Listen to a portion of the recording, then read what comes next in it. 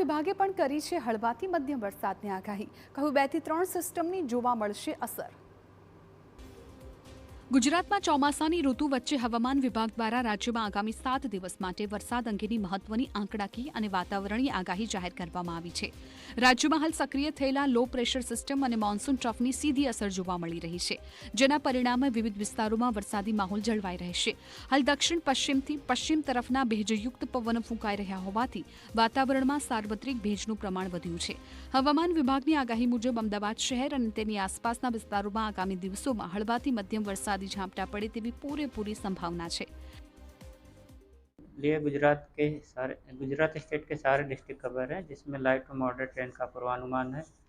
और सिस्टम्स की बात करेंगे तो लो प्रेशर एरिया अभी भी नॉर्थ ईस्ट एमपी के आसपास बना हुआ है और एक मानसून ट्रफ है जो अमृतसर से होते हुए लो प्रेशर एरिया को जा रही है.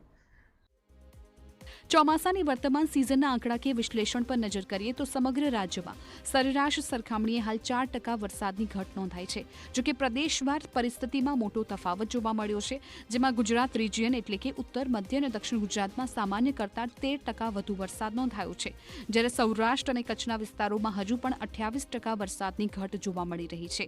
આગામી સપ્તાહમાં પડનારો વરસાદ આ ઘટ પૂરી કરવામાં મદદરૂપ બનશે તેવી આશા છે. ભાદર 2 ડેમ